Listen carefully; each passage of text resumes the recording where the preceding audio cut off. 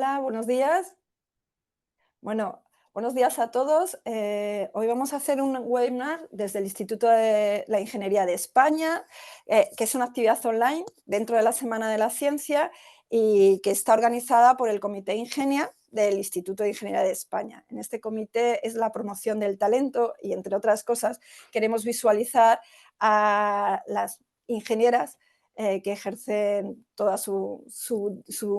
bueno, visualizar el papel de la mujer y de la ingeniería, ¿vale? Hoy tenemos a dos ingenieras que se dedican al desarrollo de exoesqueletos y van a estar con nosotros,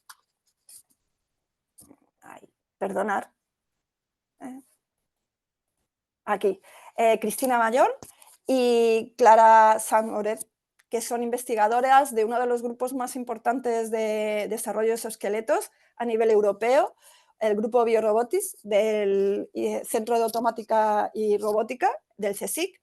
Es un centro que comparten con la UPM y nos van a hablar de los exoesqueletos. Primero va a hablar Cristina de un proyecto que tiene, en la que ella es la investigadora principal, y después Clara nos hará una visión general de todos los proyectos que tiene el grupo. Durante esta sesión se hablarán sobre esos esqueletos y su papel en la rehabilitación, métodos para la detección precoz de alteraciones del movimiento o cómo integrar toda esta tecnología en la práctica clínica y en la vida diaria.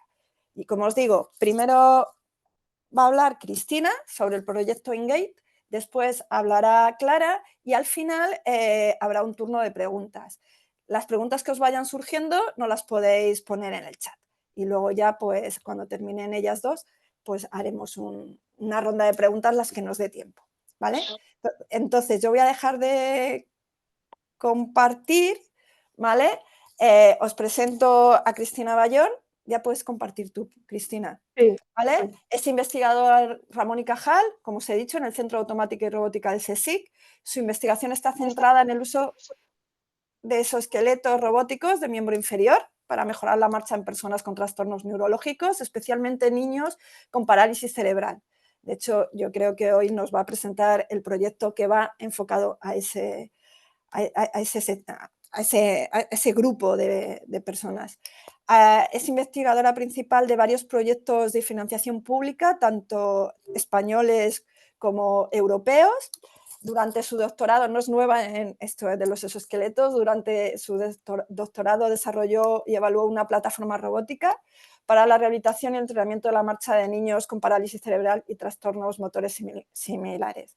Tiene un montón de publicaciones, participación en congresos, participación en proyectos, colaboraciones internacionales y bueno, pues ya os dejo con ella para que os comente el proyecto, el que ahora está dirigiendo en colaboración con otros grupos europeos.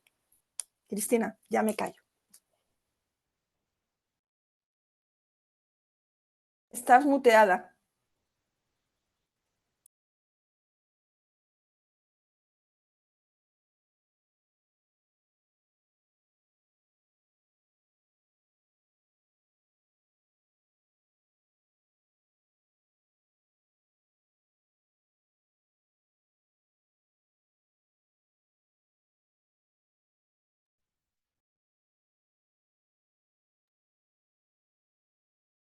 A ver ahora sí, ¿no? Vale, veis también es que tú también estás muteada, Susana, pero veis la presentación, ¿no? Sí, se ve la presentación. Vale, genial. Bueno, nada, gracias por invitarme a dar esta charla y gracias también a todos los que están conectados. Yo voy a hablar, como bien ha dicho Susana, de un proyecto concreto dentro del grupo de biorrobótica del Centro de Automática y Robótica del CSIC. Pero antes de empezar con esta presentación del proyecto, quería introducir el grupo nuestro, ¿no?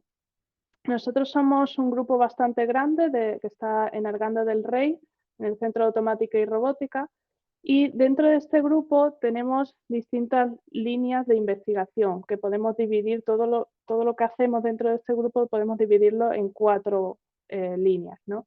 Una primera línea que sería la de rehabilitación robótica, donde desarrollamos estos exoesqueletos o la tecnología robótica para asistir a personas que tienen dificultades para moverse. También está la línea de interfase sensorimotora, que lo que hace es unir esta parte del paciente que tiene perdida e intentar restaurarla, pero sin asistencia motora, sino que sería más una asistencia de pues eso, sensorimotora y entender los problemas que subyacen en esta afectación. Después está la línea de medición y benchmarking, que lo que trata es de crear protocolos y mesas de medida para comparar pues, la ejecución de nuestro sistema con lo que deberían de hacer según un gold estándar. Y finalmente una línea de modelos físicos y digitales, que lo que trata es de desarrollar estos modelos para que puedan simular el comportamiento humano sin la necesidad de tener un paciente presente para poder testear nuestros modelos, ¿no? Nosotros, como bien dice el nombre del grupo, trabajamos en biorrobótica, pero para trabajar en biorrobótica utilizamos la biomecánica. Entonces, brevemente os voy a introducir un vídeo que está en inglés, pero los subtítulos están en español, donde se explica qué es esto de la biomecánica.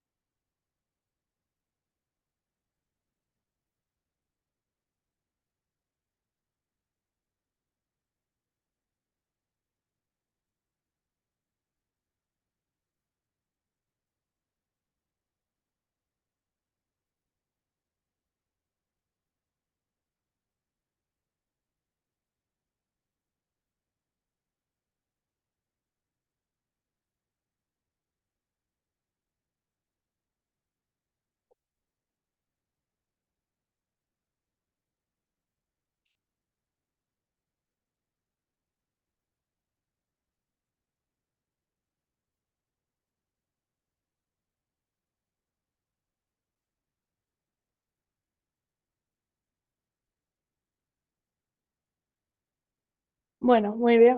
Espero que os haya gustado el vídeo. Esto explica un poco qué es la biomecánica, que es la ciencia que estudia cómo nos movemos.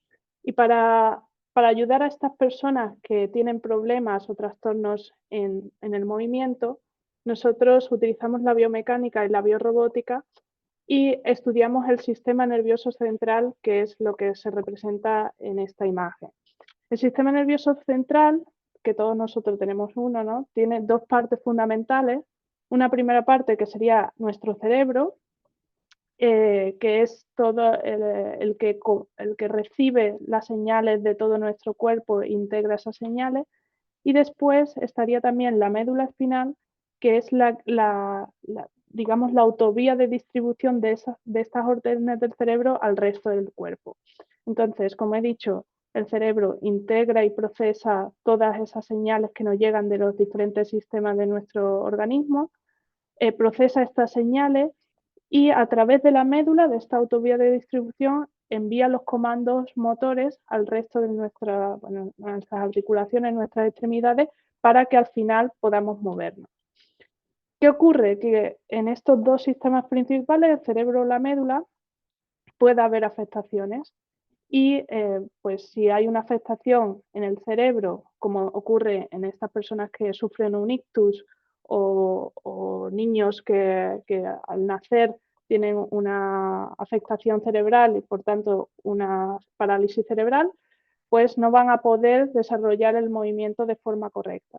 Pero también hay personas que su cerebro está completamente sano, sin embargo, es en la médula espinal donde tiene esta afectación y por tanto no llegan las órdenes del cerebro a sus extremidades o a sus músculos para al final conseguir moverse. Bueno, nosotros dentro del grupo trabajamos como he dicho, con el sistema nervioso y con diferentes patologías, ya sea con afectación en el cerebro o en la médula. Y concretamente yo me centro más en niños que sufren esta lesión cerebral y que tienen, por tanto, parálisis cerebral infantil.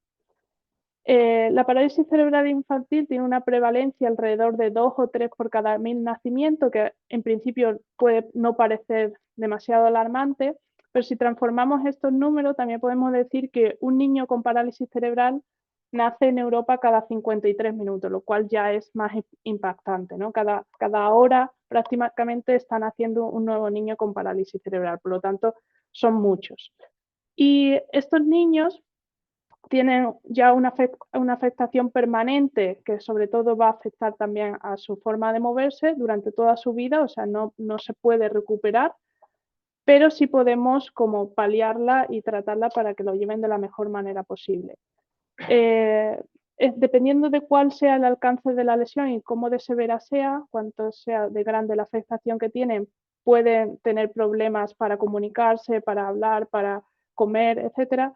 Pero también hay otros niños que todo esto lo hacen perfectamente y cognitivamente están sanos, pero sin embargo tienen pues una afectación al movimiento y son estos pacientes con los que yo sobre todo estoy aplicando los proyectos. Aquellos que tienen algún problema para poder moverse o mantener el equilibrio, pero sin embargo pues entienden todo y se comunican perfectamente, ¿no?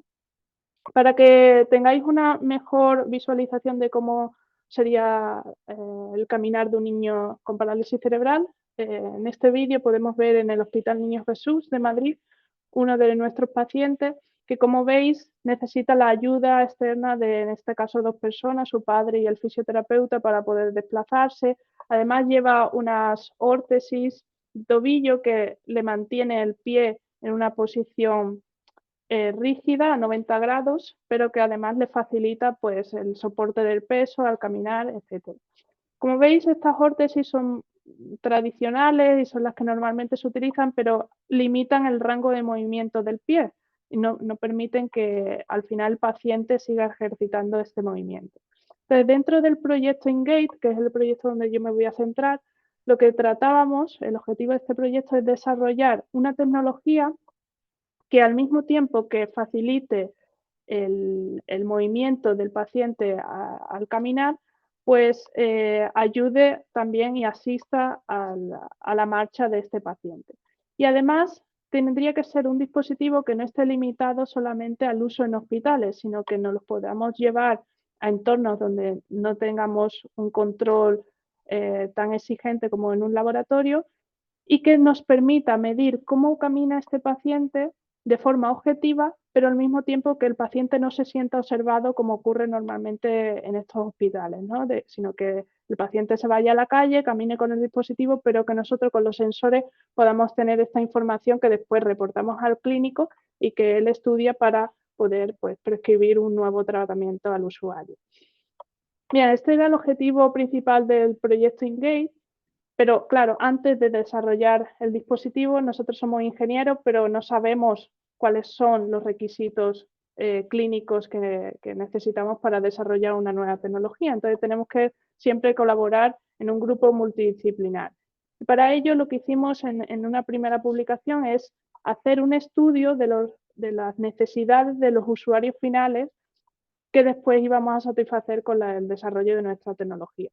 Por lo tanto, lo que hicimos es preguntar primero a un grupo de profesionales clínicos y también pues desarrolladores de órtesis de tobillo para parálisis cerebral, y por otro lado a un grupo de pacientes y familiares con niños con parálisis cerebral, cuáles eran estas necesidades, ¿no?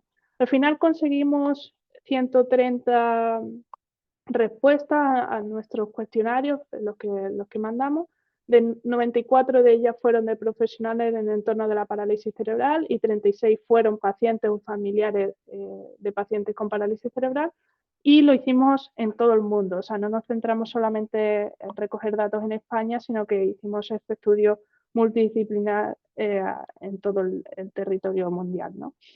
Con todo ello, lo que conseguimos es tener estos requisitos que necesitamos para desarrollar esta nueva órtesis que nosotros íbamos a proporcionar a estos pacientes, ¿no? Y bueno, al final, con todo ello, este es el resultado, el primer prototipo del proyecto Engage, que como veis es una órtesis de tobillo. Es una órtesis de tobillo importante mencionar que es pasiva, o sea, no lleva ningún sistema de actuación, ya que eso complicaría todo el uso de la órtesis, tanto para utilizarlo por gente que no sea experta, como para podérselo llevar fuera de entornos controlados, ¿no? Nosotros con esta visión de que se fuera fácil de utilizar, lo hicimos pasivo, también que fuera de bajo peso para que al final son niños los que van a utilizar la órtesis y por lo tanto tendría que ser un dispositivo también liviano. Y la característica principal es que tiene distintos sensores que nos permite evaluar pues, esta marcha del paciente en entornos no controlados. Además, aparte de ser un dispositivo pasivo, sí que nos permite adaptar qué asistencia le damos al paciente según sus necesidades, ¿no? Esto lo hacemos a través de un mecanismo de un muelle, que es la parte esta que veis aquí en rojo, y el paciente al hacer la rotación del tobillo, como se ve en el vídeo, lo que hace es deformar ese muelle, almacena una energía que después esa energía se va a liberar en el momento de la propulsión, cuando el pie se impulsa en el suelo. Por lo tanto, así estamos dando asistencia pasiva al sujeto. Además, también podemos adaptar cuánto de rígido está ese muelle, o sea, lo que nos iba a costar hacer la deformación del muelle. Esto lo hacemos con este punto de aquí que se puede mover hacia arriba o hacia abajo y hace el efecto palanca, por lo tanto se da más o menos asistencia al paciente. Bien, con todo ello, aquí voy a mostrar cuál sería el efecto en una marcha sana cuando el muelle está con una asistencia, digamos, suave, o sea, el muelle está lo menos rígido posible, por lo tanto, el movimiento es pues parecido al natural. Sin embargo, si incrementamos la rigidez del muelle, lo que vais a ver es que la misma persona pues ya no puede hacer el movimiento de forma natural.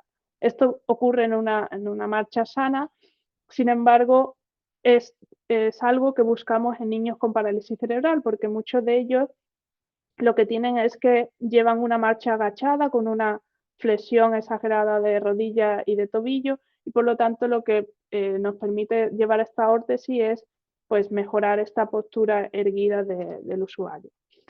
Bueno, con el primer el primer prototipo que tuvimos de la órtesis, en colaboración con el Hospital Niño Jesús, hicimos un estudio de usabilidad y entonces, bueno, habíamos probado también antes en 3 niños sanos, que es la parte que veis aquí arriba, y después en el hospital ya lo que medimos fueron a 6 niños con parálisis cerebral. Y en este estudio lo que pretendíamos ver era la aceptación que tenían los pacientes de este nuevo dispositivo que nunca se había probado y cómo podíamos influir la marcha del paciente según ajustásemos el nivel de la rigidez del muelle. Para ello hicimos 2 sesiones. La primera sesión fue donde probamos distintos niveles de rigidez, que son los que veis aquí en color azul, durante una marcha de 2 minutos, o sea, los pacientes caminaron 2 minutos con cada nivel de rigidez. También caminaron con su propia órtesis, la órtesis que hemos visto antes en el vídeo, que era una órtesis tradicional, y caminaron solo con zapatos, sin ninguna ayuda. Y después, en una segunda sesión, se hizo unos test de equilibrio y de velocidad, también comparando el caminar con nuestra órtesis de Ingate o con su propia órtesis, ¿no? Aquí os muestro unos vídeos de cómo fueron estas pruebas. A la izquierda veis los test de caminar, donde se caminaba durante 2 minutos con cada nivel de rigidez. Esta es una niña que tenía una diplegia, entonces utilizaba la órtesis en ambos pies, pero también hay niños con una hemiparesia, entonces en estos casos solamente se utilizaba en el lado afectado. Y en el lado de la derecha podéis ver pues, estos test de equilibrio donde los pacientes tenían que coger algo del suelo, dar una vuelta con los ojos cerrados, ponerse a la pata coja, bueno, distintos test. Al final, el objetivo de este primer estudio de usabilidad no era mejorar la marcha del paciente, porque al final nosotros no estábamos dando un tratamiento donde pudiésemos ver estas mejoras a corto o largo plazo, pero sí que, bueno, visualmente, en este caso, este niño tenía una hemiparesia, veis que lleva solamente la órtesis en el lado izquierdo y en el vídeo de la parte izquierda no lleva la órtesis, está caminando pues con sus propios zapatos, ¿no? Entonces sí que pues a lo mejor visualmente podemos ver que va más rápido con la órtesis, a lo mejor la zancada es más larga, etcétera, pero como digo, este no era el objetivo del estudio y no nos centramos en eso, ¿no? Lo que sí que vimos es que al cambiar la rigidez de nuestra órtesis y tener una rigidez, comparar una rigidez baja, que es la línea más clarita, una rigidez media o una rigidez alta, que es la línea más oscura, podríamos influir en el patrón de marcha, sobre todo en la articulación del tobillo.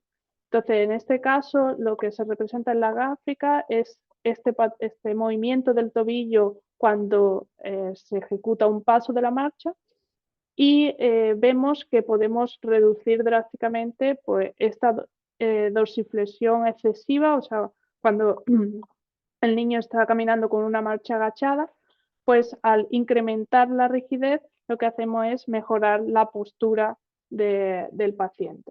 Por lo tanto, aquí podemos concluir que con esta herramienta, esta órtesis de Ingate, fuimos capaces de influir en la marcha del usuario y puede ser una posible herramienta para el clínico de forma que de una manera fácil pueda seleccionar distintos niveles de rigidez y vea inmediatamente y rápidamente cómo esto va a afectar a la marcha de un usuario concreto, lo cual le permitiría también pues, prescribir nuevos métodos de rehabilitación o de entrenamiento de la marcha. Además, vimos que a pesar de reducir el rango de movimiento al incrementar la rigidez, esto no significaba que el paciente hiciera menos, porque sí que vimos que la energía que proporcionaba a la asistencia, la energía que el dispositivo o la ayuda que el dispositivo daba para propulsar en la marcha era mayor, cuanto mayor era la rigidez. Por lo tanto, podemos decir también que al disminuir y mejorar, por lo tanto, el patrón de marcha del paciente, también contribuimos con la asistencia que damos para mejorar la propulsión durante la marcha, que es algo que estos pacientes tienen limitado, o sea, no son capaces de ejecutar esta propulsión de forma correcta. Bueno, preguntando, no, perdón, esto medimos también en el test de los 2 minutos la distancia que recorrían y aquí sí que no hubo cambios entre las distintas configuraciones, o sea, aquí están las 3 rigideces con el Ingate, la distancia que recorrieron con su propia órtesis y con sus zapatos. Si nos fijamos en las columnas verdes que representan los niños con parálisis cerebral, prácticamente recorrieron la misma distancia en 2 minutos. Sin embargo, para estas mismas condiciones, si vemos cuánto se cansaron en recorrer esa distancia, sí que vemos una diferencia significativa y que se cansaron mucho menos cuando utilizaban la órtesis de Ingate comparado a cuando utilizaban su propia órtesis, que no les permitía este movimiento. Y bueno, ya preguntando a los usuarios cuál había sido su nivel de aceptación con la órtesis, casi todos nos dijeron que había sido buena, de hecho marcaron como buena o excelente su interpretación de utilizar esta órtesis. Sin embargo, claro, tenemos un dispositivo ahora que nos permite cambiar la rigidez y por tanto dar un nivel de asistencia diferente, pero no sabemos cuál de estos niveles de asistencia es el mejor para un paciente concreto.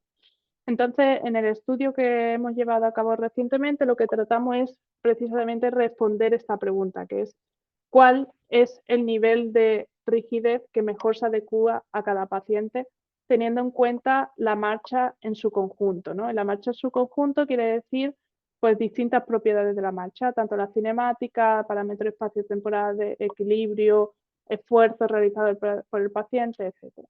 Entonces, en este estudio lo que hacemos es un proceso de optimización para ver en un paciente concreto cuál es el nivel de rigidez óptimo para ejecutar la marcha, ¿no?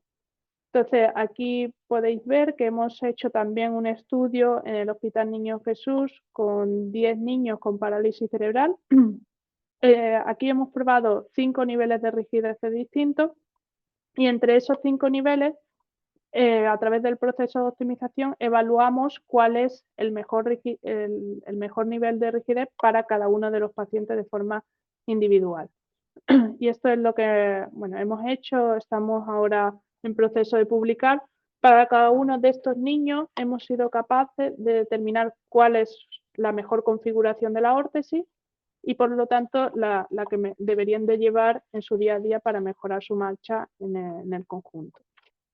Y ya para finalizar, comentaros también un nuevo estudio que estamos planeando hacer en el hospital, que es el fusionar el uso de esta órtesis con realidad aumentada para mejorar el momento de la propulsión, ¿no? Que hablábamos antes, que es donde la órtesis ayuda a caminar.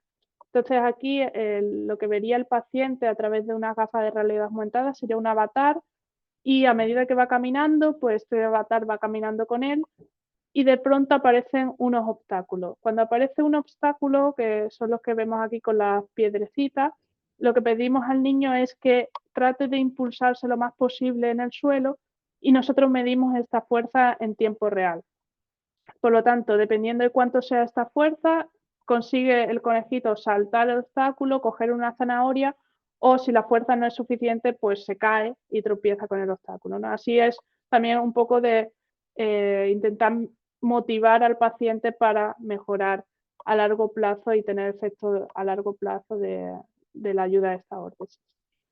Bueno, y hasta aquí era un poco lo que quería contaros. Si os interesa más este mundo de los exoesqueletos y de la investigación que estamos haciendo, hay un podcast en YouTube en el cual participé, donde ya se explica más de forma más extensa y a través de otros proyectos nuestra contribución. Y aquí acabo. Ahora creo que Clara os va a explicar más sobre otros proyectos que hacemos en el grupo. Muchas gracias, Cristina. Vale, pues vamos a dar paso a Clara Sanz, que es también investigadora postdoctoral en el hospital en el Centro de Biorobotics del CSIC, y es ingeniera también, ingeniera biomédica, tiene mucha experiencia también internacional y tiene un poco tiene un perfil desde el 2021 que puede ser muy interesante, de un ingeniero en un hospital, ¿vale? En el que ella comenzó como investigadora postdoctoral en el Hospital Los Madroños de Madrid, con un objetivo de acercar la investigación sobre esqueletos a la rehabilitación clínica. Los investigadores hacemos nuestro trabajo en los laboratorios. Como veis, siempre necesitamos al usuario con ese diseño basado en el usuario, tanto desde el principio como en la evaluación final, pero es muy importante trabajar en grupos multidisciplinares. Y ya os digo, Clara, desde el 2021 estuvo trabajando en el Hospital Los Madroños para que todos poder pasar toda esta investigación realmente a la rutina clínica. Entonces, bueno, ya os dejo con ella y ella que os cuente toda su experiencia y los proyectos que estén en el grupo. Muchas gracias, Susana. Bueno, si no me oís bien, me lo decís, ¿vale? Te oímos Pues bien, nada, ¿eh? Oímos bien y se ve Perfecto, también el PowerPoint. genial. Pues nada, bueno, muchísimas gracias por invitarme. Estoy muy contenta de estar aquí para contaros un poco la visión un poco más global del Biorobotics Group, del Centro de Automática y Robótica del CSIC. Bueno, la idea es que Cristina ha presentado un proyecto muy concreto y para que veáis un poco cómo se trabaja en investigación, que la investigación es muy incremental. Es decir, empezamos con proyectos más pequeños que poco a poco se van desarrollando hasta tener proyectos más complejos, que igual es lo que voy a presentar yo ahora. Pero que no creáis que lo que yo presento ahora es un resultado que viene de la nada, sino que viene de muchos años de trabajo en diferentes tipos de proyectos, realidad virtual, robots híbridos, que al final van llegando a su conclusión, digamos, en más de aplicación clínica. Entonces, poco para que entendáis que lo que ha explicado Cristina es lo mismo que ha pasado en todos estos proyectos que os voy a contar yo, pero que yo os voy a contar un poquito más a nivel, una panorámica un poquito más global de todo lo que hacemos, un poco para que lo entendáis. Entonces, Cristina se enfoca un poquito más en la parte de equilibrio y de marcha. Yo voy a seguir con la marcha, que es un poco lo que nos trae aquí y en lo que yo llevo trabajando desde que, no sé, desde la carrera. Yo creo que ya empecé con este tema, ¿verdad? Pues veis un poquito de pinceladas de lo que es la robótica, la estimulación, cómo trabajamos un poco la motivación del paciente, etcétera. Entonces, la marcha es un aspecto muy importante porque caminar de forma independiente suele ser una de las mayores necesidades después de un trastorno neurológico, tanto en parálisis cerebral como en las patologías que yo suelo tratar más, que son el ictus o la lesión medular. Porque claramente no es lo mismo caminar en un suelo de adoquines normal que caminar en césped, que caminar a campo a través, ¿no? Entonces, nosotros lo que tenemos que hacer es estudiar la marcha en todas las características. Solemos trabajar desde el laboratorio, pero tenemos también que entender qué está pasando en otros terrenos. Entonces, tenemos un proyecto, por ejemplo, se llama el proyecto Neuromark, que hacemos en colaboración con la Universidad Rey Juan Carlos, con el laboratorio Lambecom, que busca caminar en diferentes terrenos. Entonces, el proyecto cogemos datos tanto de personas sanas como personas, en este caso, con enfermedad de Parkinson, para entender cómo se mueven. Entonces, veis aquí en el vídeo, o sea, la pantalla, varios vídeos. Tenéis terreno plano, terreno con colchoneta, un terreno un poquito más estructurado, que sería esto, como irregular pero estructurado, y irregular no estructurado, ¿no? Como no sabes muy bien dónde va a caer el pie. Y nosotros lo que hacemos en estas pruebas es medir. Es un poco la constante de la investigación del grupo. Medimos muchas señales para luego hacer pues, cosas con ellas, entre ellos desarrollar tecnología como hace Cristina. Entonces, nosotros lo que usamos normalmente son sensores biomecánicos no invasivos, es decir, se ponen directamente en la piel. No trabajamos con sensores intramusculares en general. Entonces, son sensores, en general también son comerciales. Algunos los hemos desarrollado nosotros, tenemos algún sensor nuestro, pero por lo general, también por comodidad, solemos utilizar sensores comerciales, como podría ser estos. Entonces, estos sensores directamente, pues veis la cajita naranja que, que lleva aquí la persona en el pecho, llevamos unos marcadores pasivos para medir la biomecánica, y esto azul, que luego lo veremos, son sensores para medir la actividad muscular. Entonces, nosotros todos estos sensores los utilizamos para entender la marcha. ¿Qué está pasando cuando caminamos? Cuando caminamos en terreno plano, en terreno irregular, cuando subimos escaleras, cuando saltamos, ¿qué está ocurriendo a nivel biomecánico en nuestro cuerpo? Entonces, aquí, por ejemplo, tenéis uno de las señales que medimos en nuestros proyectos. Esto es una señal de un proyecto, se llama Proyecto Nimbel, que luego os contaré un poquito más de él. Y son señales de un paciente, una persona que tuvo un ictus y que estaba en rehabilitación en el Hospital Los Madroños, que es donde yo trabajaba en su momento y es uno de los grandes centros clínicos con los que colaboramos. Entonces, veis, la cinemática sería el movimiento articular de la cadera, de la rodilla y del tobillo veis aquí arriba, 9 sesiones diferentes. Esta persona hace una rehabilitación de 2 meses y nosotros semanalmente vamos viendo cómo camina, con la idea de ver si la rehabilitación le está sirviendo o habría que hacer alguna sesión más de rehabilitación. Entonces, nosotros con estas señales, que al final, pues, igual son un poquito complicadas de entender porque son muchas señales en 3 planos, lo que calculamos son lo que llamamos métricas o biomarcadores, que es un poco lo mismo que ha explicado Cristina, ¿no? La velocidad de la marcha podría ser una métrica. En este caso, si utilizamos el ángulo de la rodilla, pues podemos medir varias métricas. Podría ser la flexión de la rodilla que hace cuando apoyamos el pie en el suelo, o puede ser la flexión máxima de la rodilla cuando levantamos el pie del suelo. Entonces, todas estas métricas son las que luego nos van a servir para decir, ah, sí, el rango de movimiento de esta persona, sería la diferencia entre 2 y 3, aumenta a lo largo de las sesiones de rehabilitación.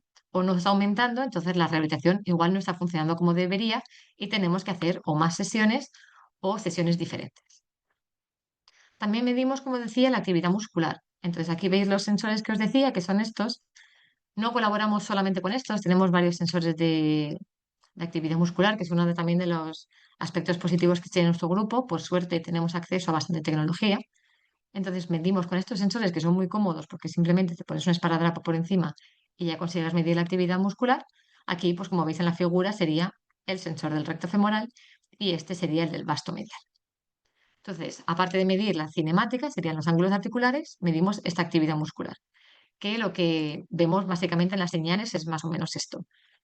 También son un poco complicadas de entender porque tenemos muchos picos, tenemos mucho ruido, entonces con la electromiografía lo que hacemos es filtrarlo. Entonces, aparte de recoger datos, lo que hacemos es un procesado de los datos y un análisis bastante exhaustivo. Y aquí lo que podéis ver en la derecha, que serían 3 músculos diferentes, el bíceps femoral, el tibial anterior y el sóleo, como a lo largo de la rehabilitación, son 4 sesiones de rehabilitación diferentes, la persona pasa del color rojo al color verde. Entonces, aumenta su actividad muscular en el sóleo, la aumenta en el tibial anterior, la aumenta en el bíceps femoral. Entonces, en este caso podríamos decir que la rehabilitación efectivamente está funcionando porque esta persona tiene músculos más fuertes. Aparte de intentar entender la marcha con estos sensores, nosotros también la queremos restaurar, que aquí es donde viene el tema de la robótica. Nosotros trabajamos con robótica, robótica en general, robótica de rehabilitación, pero como Cristina también utiliza órtesis, en este caso pasiva, pero sería un poco el mismo concepto, también nos interesa desarrollar tecnología que se pueda llevar a casa. Entonces estamos un poco enfocándonos en ambas partes. Por mi parte, que es lo que os voy a contar, trabajo más en el tema de la rehabilitación, trabajando con centros clínicos. Entonces os voy a contar un poco más lo que hacemos en la parte robótica en nuestros estudios. Entonces nosotros tenemos lo que os decía, un proyecto que se llama el proyecto NIMBLE, que bueno, justo acaba de acabar, por suerte hemos conseguido financiación para extender un poco la misma idea de Nimble en otros proyectos. Y en Nimble colaboramos con, aparte de centros tecnológicos, también centros clínicos como el Hospital Los Madroños y el Hospital Nacional de Parapléjicos. Todo lo que nosotros estamos intentando hacer con Nimble es medir las señales al caminar para entender las necesidades específicas de cada paciente. Con estas necesidades específicas, nuestra idea es poder cambiar la asistencia del robot. Es decir, si es demasiado sencilla la prueba, porque no hay ningún tipo de actividad muscular, pues hacer que la asistencia baje un poco para que el paciente tenga que hacer más esfuerzo y si es demasiado complicado, pues entonces subir la asistencia al robot para que el paciente se sienta más ayudado. Entonces aquí podéis ver un vídeo de uno de los pacientes de este proyecto Nimble, que está caminando con el robot, se llama Walbot, este robot es un robot comercial que está en el Hospital Los Madroños y veis también, pues el fisioterapeuta está a su lado, veis aquí en la pantalla lo que el paciente ve, que son medallas que le van diciendo si lo va haciendo bien o no lo va haciendo bien, y en tiempo real pues tenemos un ordenador que va midiendo las señales de electromiografía. Entonces, gracias a ver en tiempo real lo que le está pasando al paciente, podemos darle feedback al fisioterapeuta y decirle, oye, no estoy llevando el recto femoral, mm, pídele que haga más esfuerzo porque si no la terapia no va a servir. Y el fisioterapeuta traduce esta información al paciente y le va pidiendo que vaya haciendo diferentes ejercicios en el robot para promover el uso de los músculos que antes él por sí solo no estaba utilizando. Lo mismo podéis ver aquí en Hospital de Parapléjicos, es un poco lo mismo, el robot es diferente y no son personas con ictus, sino son personas de una lesión medular.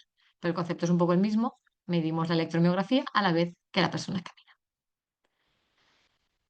Entonces, con esta electromiografía, aparte de saber cómo se mueve la persona e intentar ayudar a los fisioterapeutas a hacer una terapia un poco más efectiva, también tenemos la parte del control de los robots. Entonces, nosotros podemos controlar los robots o de forma em, con sin feedback, directamente con un feed forward, donde los motores se mueven según lo que dice un ordenador que está totalmente abierto, que serían la parte clínica que acabamos de ver, son los robots comerciales, o si no, meterle un feedback en el que, después de medir la actividad muscular, el robot se mueve en función de esta actividad muscular. Entonces, hemos hecho varios proyectos, como el proyecto ExoSteam, que si veis en las piernas de la persona está con los sensores de electromiografía y con estas señales que medimos podemos controlar el robot. Más asistencia, menos asistencia y también parar o empezar la prueba. Entonces así la persona está más en control de su marcha porque si quiere parar, pues no activa los músculos y para. Y si quiere seguir, simplemente activa los músculos como si fuese a caminar y el robot camina por él. Y un poco lo mismo lo podemos hacer también con las fuerzas. Este serían las fuerzas verticales que hacemos al caminar. Entonces, cuando caminamos, ponemos los pies en el suelo y hacemos ciertas fuerzas. Eso lo podemos medir con sensores y de la misma forma podemos activar el exoesqueleto, empezar, parar o cambiar la asistencia en función de la fuerza que está haciendo la persona cuando lo utiliza. Entonces, gracias a esto intentamos que la rehabilitación sea más efectiva, sea más natural para el usuario y no tenga tantos comandos desde fuera simplemente con un loop abierto. Si intentamos cerrar este loop para que las señales que emitimos en las personas sean las que retroalimentan al robot. Y una cosa muy interesante es, en esta figura lo veis, pero en este GIF, que muchos músculos se activan a la vez. Cada músculo no se activa independientemente, sino que hay ciertos grupos de músculos que funcionan a la vez, que es lo que se llama una sinergia muscular. Entonces veis en la figura que hay varios músculos, podrían ser estos dos en rojo, que hacen parte de la misma sinergia. Es decir, una misma información neuronal activa varios músculos a la vez, los hace trabajar de forma coordinada. Y lo que se ha demostrado que es muy curioso que las sinergias musculares al caminar son muy parecidas a las del pedaleo. Y rehabilitar la marcha es una tarea muy compleja, porque rehabilitar la marcha implica que la persona tiene que tener un cierto control postural, un control de tronco, unos ciertos músculos que hacen que la persona pueda estar erguida, probablemente tenga que poner un poco de fuerza en sus piernas, y eso no siempre se puede hacer desde el primer momento. Después de un ictus, mucha gente está encamada o está en silla de ruedas, o después de una lesión medular, lo mismo.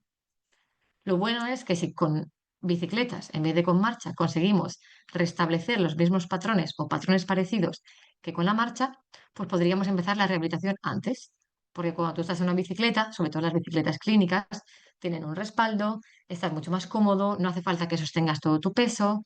Entonces, lo que se está empezando a hacer es rehabilitar desde bicicleta cuando la persona todavía no puede rehabilitar su marcha. Y es un poco lo que estamos intentando hacer nosotros también. Rehabilitamos la marcha desde antes, utilizando el pedaleo. Entonces, con este pedaleo lo que podemos hacer es aumentar el tono muscular, es decir, aumentar la actividad de estos músculos y la capacidad cardiorrespiratoria. Porque claro, esto como nos pasa a nosotros si no vamos al gimnasio, pues el día que vamos al gimnasio tenemos un cardio que no conseguimos acabar la clase de, de Power Pump y nuestros músculos tampoco responden. Entonces, nosotros justamente lo que queremos es medir esta actividad cardíaca y esta actividad muscular y intentar que los pacientes tengan mayor capacidad cardiorrespiratoria antes de empezar su terapia de marcha, porque gracias a que pueden estar sentados y más cómodos, pueden empezar sus terapias antes. Además, en estas terapias nosotros lo que hacemos es combinar la robótica con estimulación, porque cuando tienes una lesión medular, en muchos casos, tú no puedes mover las piernas como tú querrías, o al menos no con la coordinación que se necesitaría.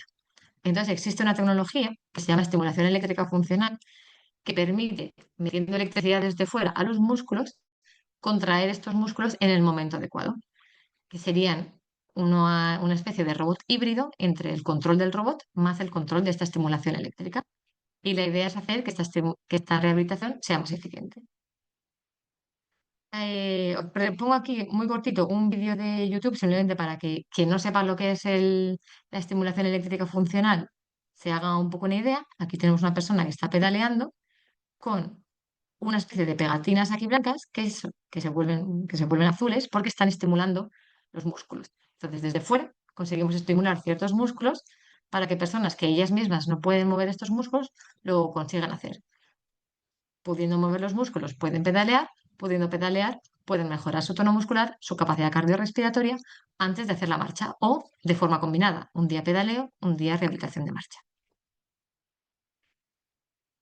Entonces, aquí veis un poco el setup que utilizamos. Tenemos una bicicleta, tenemos varias bicicletas, este es un ejemplo, un estimulador, lo mismo, tenemos varios estimuladores, este es un ejemplo, y la inteligencia o la electrónica que va detrás, que sería un Arduino y un ordenador. Y con esta tecnología lo que hacemos es medimos cómo está pedaleando la persona o en qué fase del pedaleo está, en qué fase del ciclo, y estimulamos con el estimulador. Y las pegatinas son más o menos de este tipo, son simplemente unas pegatinas que se ponen encima de la piel y la corriente eléctrica fluye entre estas dos para activar un músculo y entre estas dos para activar otro músculo.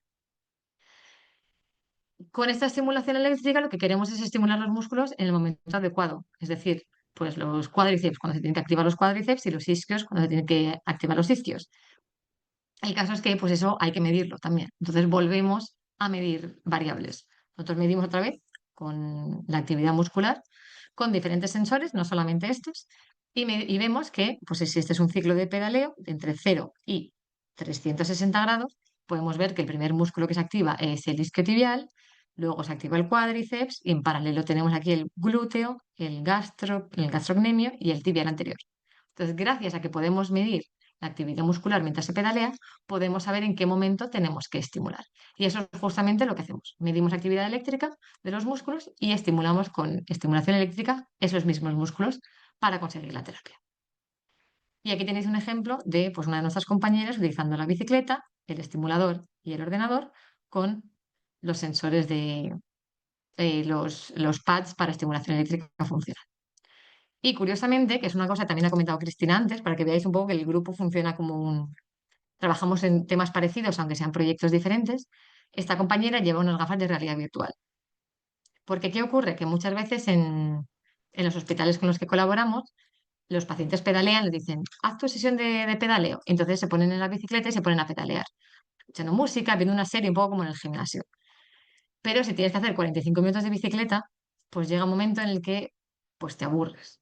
O llega un día en el que estás más motivada y lo haces súper bien y otro día que estás menos motivada y lo haces pues para pasar un poco el rato. Entonces, como se sabe que si no se está totalmente enfocada en la rehabilitación, la rehabilitación no es tan efectiva como si estás motivada, lo que nosotros estamos intentando hacer es motivar a los pacientes.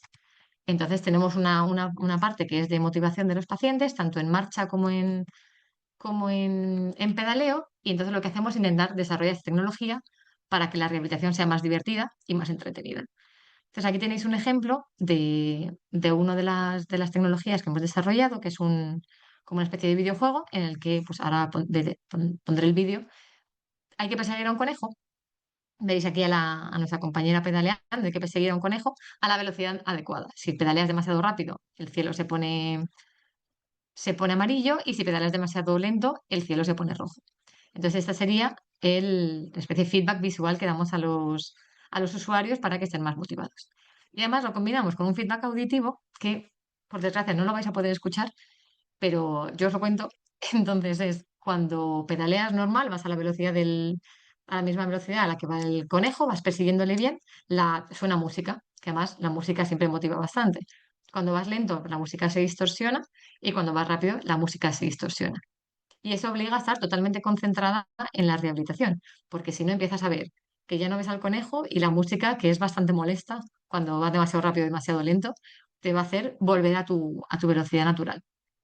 Y esta velocidad no es una velocidad cualquiera, no es la que tú eliges, te la pone el fisioterapeuta. Entonces, estamos estableciendo ciertos protocolos para que las terapias que hacemos no sean sencillísimas, porque si no también, por mucho que tengas el feedback, puede ser aburrido. Hacemos las sesiones, la dificultad la ponen los fisioterapeutas, 5 minutos más lento, 5 minutos más rápido, para que el usuario esté un poquito motivado, porque si no, al final se vuelve tedioso de todas formas. Entonces, aquí tenéis un ejemplo del conejo, cómo funciona, y aquí se está pedaleando a la velocidad normal. Se ve aquí también que la velocidad normal va a la velocidad del target,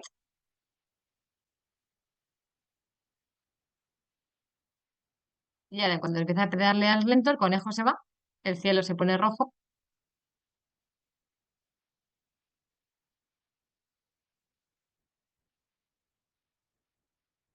y lo mismo ocurre si se va demasiado rápido. Entonces, esto lo tenemos desarrollado para pedaleo, lo estamos desarrollando también para marcha en cinta, porque también pues, caminar en la cinta suele ser bastante tedioso.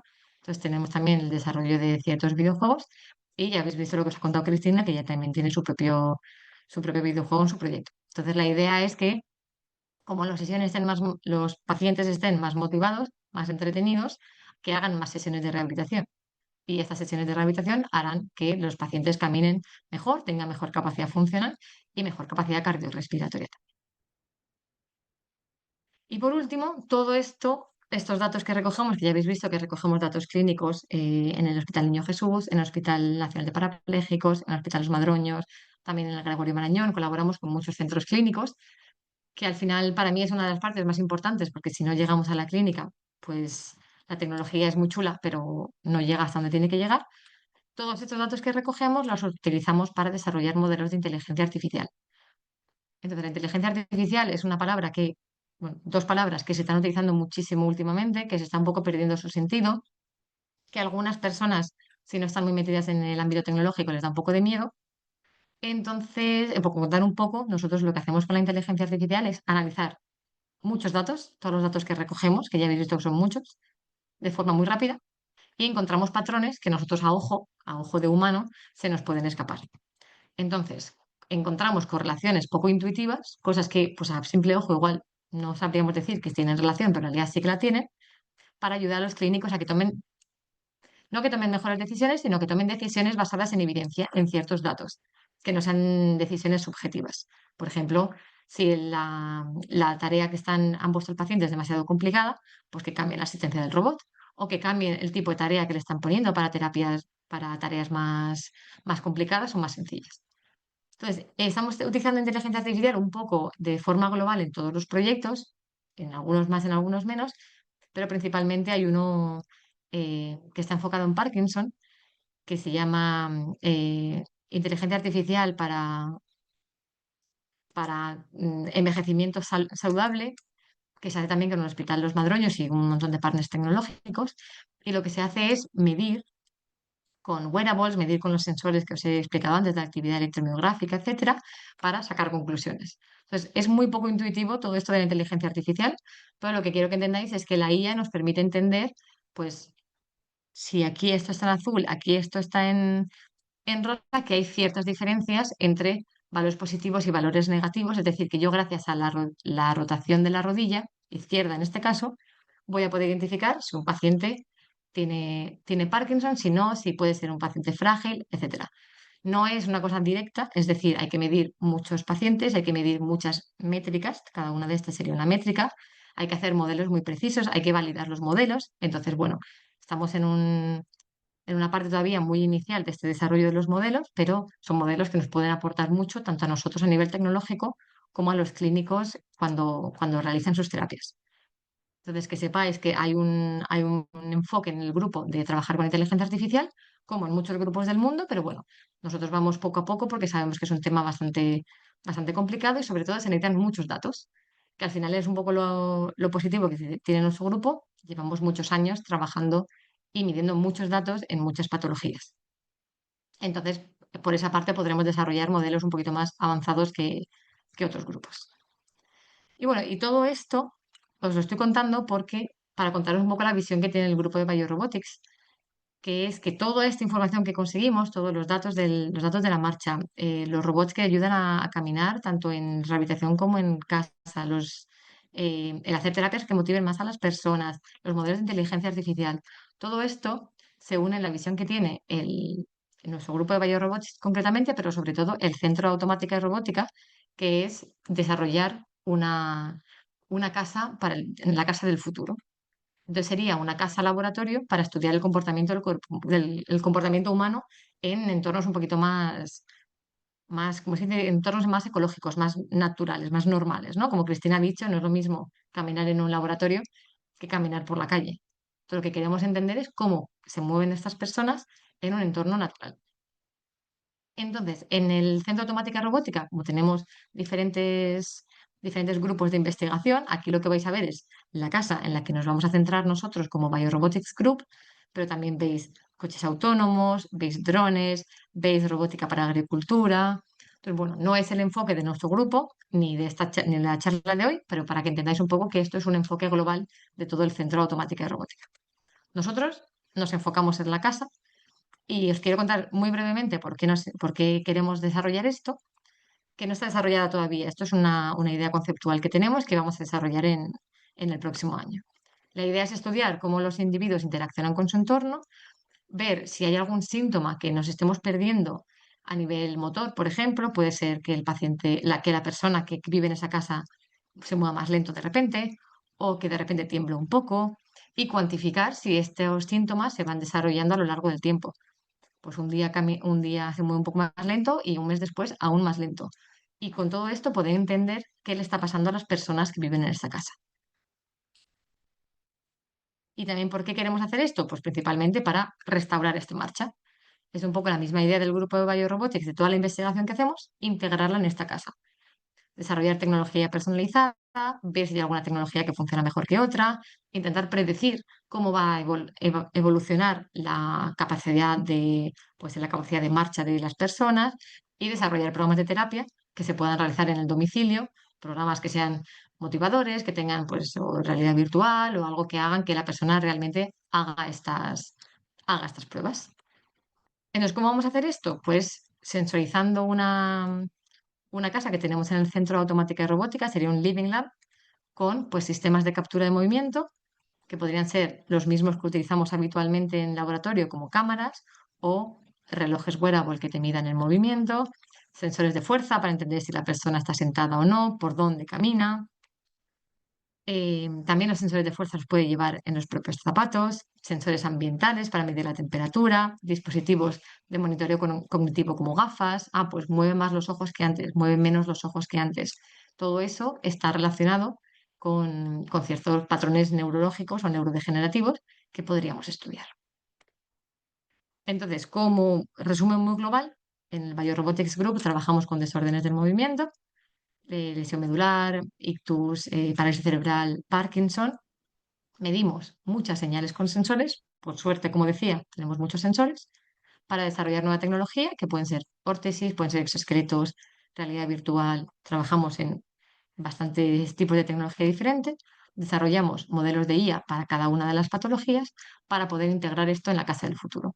Y con esta casa del futuro lo que queremos hacer es responder a las necesidades que tengan las personas del futuro, principalmente personas mayores, pero las personas en general, para ver cómo podemos resolver con tecnología las necesidades que se vayan a crear.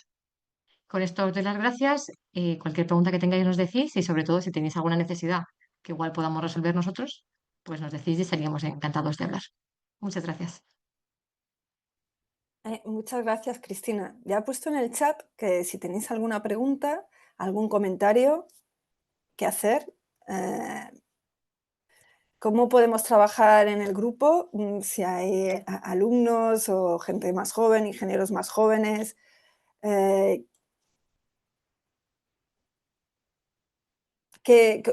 Si a los ingenieros jóvenes, vosotras, ¿qué les diríais? ¿Cómo se deberían formar? Ah, mira, tenemos una pregunta. Yo soy fisioterapeuta y desarrolladora de software. He desarrollado ambientes de realidad virtual en mis pacientes y la adherencia al tratamiento aumenta exponencialmente.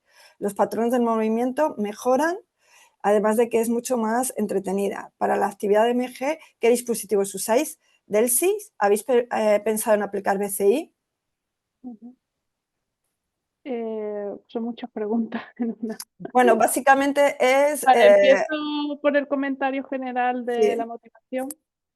Bueno, yo hablo más por la parte de niños, que claro, eso se ve no solamente la motivación a través de la realidad virtual, sino la motivación en general en la terapia, ¿no? Se ve muy, muy marcado en el progreso del paciente porque sobre todo los niños, o sea, tú a un adulto le puedes decir tienes que hacer esto porque va a ser bueno para tu salud y a lo mejor lo hace aunque se aburra, pero el niño prefiere estar en su casa jugando a la Play, ¿sabes? Antes que estar haciendo la terapia. Entonces nosotros siempre proponemos ejercicios de motivación para que de alguna manera compitan entre ellos o con ellos mismos para intentar alcanzar objetivos durante la terapia y eso se ve bastante en la progresión. Y después sobre la BCI sí que quería nombrar, porque en el proyecto CP Walker, que es el que se hizo durante mi tesis, nosotros utilizamos la electroencefalografía para comandar la terapia con el robot. Entonces, la electroencefalografía lo que te hace es medir las señales cerebrales y lo que teníamos es midiendo al paciente de cuándo quería comenzar la terapia, cuándo quería parar. Con ello lo que hacíamos era no solamente mover las extremidades inferiores para guiarle durante la marcha, sino que integrábamos el sistema nervioso central dentro de la terapia y hacíamos este movimiento cuando el paciente comandaba con la electroencefalografía. Y no sé, Clara, ¿tú quieres responder lo de los MG? Sí, apunto también que sobre el BCI, por nuestra parte también hay un proyecto nuevo que sí que va a utilizar electroencefalografía para comandos de una bicicleta. Es verdad que no lo he contado porque es un proyecto bastante nuevo, que todavía estamos empezando las pruebas, pero sí que es una tendencia actual, sí que vamos a intentar también seguir por esa vía. Somos un grupo bastante grande y por suerte podemos enfocarnos en diferentes aspectos y sí que hay un proyecto sobre esto. Y sobre el EMG, pues utilizamos bastantes dispositivos, también como colaboramos con diferentes centros clínicos, cada uno tiene uno diferente y concretamente pues hemos trabajado con Delsis, con Noraxon, con Cometa y con OT Bioelectrónica, que tiene bastantes sensores de electromiografía, el 64, el DUE, el 480. Entonces, bueno, al final medimos, o sea, medimos señales de electromiografía, las analizamos todas más o menos de la misma forma. Entonces nos da un poquito igual qué sensor utilizar y estamos abiertos a utilizar cualquier tipo de sensor.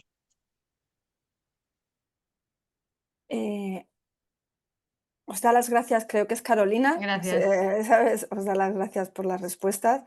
No se anima, no hay ninguna respuesta más. Bueno, con lo que decías antes, Susana, sobre los Sí. estudiantes, ¿no? Sí, ¿Cómo yo se sé que puede aprovechar? hay estudiantes conectados, o sea, bueno, estudiantes están haciendo el máster de rehabilitación y, o sea, de ingeniería para la rehabilitación y la discapacidad, entonces, pero no saben, no escriben. Entonces, A dilo, lo o sea, mejor no quieren colaborar en el grupo con nosotros.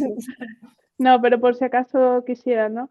Sí, nosotros siempre estamos como abiertos a acoger a estudiantes, lo solemos hacer, normalmente acogemos a varios estudiantes al año, ya sea para hacer la tesis fin de grado, de máster o incluso unas prácticas. Ahora es verdad que porque somos muchos en el grupo, ya tenemos un montón de estudiantes cogidos y proyectos que están empezando, que están contratando a gente, estamos un poco más parados porque estamos faltos de espacio, pero sí, si alguno está interesado y quiere y le gusta hacer este tipo de investigación, porque escriba un correo y igual podemos buscar algo. Sobre todo si hay estudiantes que tienen esa visión de hacer un doctorado, también nos interesa porque hay un montón de convocatorias a nivel nacional, sobre todo, que podemos pues, pedir para intentar financiar una tesis doctoral. Entonces, pues eso también estaría bien. nadie más, ninguna pregunta más. Bueno, yo os tengo una última pregunta así muy general, o sea, ¿hacia dónde vais? O sea, ¿hacia dónde va, además de la casa, pero en específico la robótica? O sea, es verdad que la rehabilitación con robot no tiene los mejores, tan buenos resultados como se debieran. Entonces, ¿cuál creéis vosotros desde desde vuestra experiencia, desde vuestro conocimiento, qué es lo que puede hacer cambiar o sea, esos resultados que no son todos los buenos que debieran? Clara, ¿quieres Yo por mi empezar o...? parte, sí, creo que lo que falta un poco es evidencia, Mm, primero, es decir, se han desarrollado muchos tipos de tecnologías sin tener muy claro para qué sirven. Nos gusta mucho trastear a los ingenieros, nos encanta, pero mm, realmente luego su aplicación clínica no está tan clara. mm, No la tienen claro ni los ingenieros que las hacen ni los clínicos que la utilizan. Entonces hay mucha tecnología que se hace sin demasiada evidencia detrás, que se integra en clínica sin tener muy claro cómo utilizarla. Entonces yo creo que iría por la parte de hacer la co-creación de tecnología con clínicos, clínicos que presenten sus dudas o sus problemáticas a ingenieros diciendo, me ocurre esto, ¿existe algún tipo de tecnología que podáis desarrollar para responder a estos problemas? mm. Y, y luego también por parte de los clínicos de igual intentar entender un poquito mejor cómo funciona la tecnología y cuáles son sus especificidades, ¿no? Porque hay tecnología muy compleja, que es verdad que luego a la hora de integrarlo en clínica se usa en el nivel más básico. Y claro, si hay modos complejos es por alguna razón, quiero creer. Entonces es un poco que tanto los clínicos se enfoquen un poco en, venga, tengo esta tecnología, no me quiero asustar de cómo funciona la tecnología y voy a aprender a usarla muy bien. Y los ingenieros decir, voy a crear una tecnología que tenga sentido para los clínicos. Todo esto sabiendo las limitaciones de tiempo que hay en clínica para investigar y hacer cosas novedosas, porque sabemos que está súper saturado el sistema de rehabilitación, tanto público como privado, y también que si nos dedicamos a hacer tropecientos estudios clínicos para desarrollar tecnología, probablemente la tecnología nunca vaya a la clínica, porque tendríamos que tener tanta evidencia que sería muy complicado que llegase. Entonces, un poco llegar a un equilibrio entre tecnología co-creada con clínicos y clínicos con mucho interés en sacar el máximo partido de esa tecnología. Y yo quería añadir ahí que, claro, estamos de acuerdo en eso, pero ahora, por un lado, está la inteligencia artificial también, ¿no? Que parece que ahora si no haces algo con inteligencia artificial parece que no estás haciendo nada.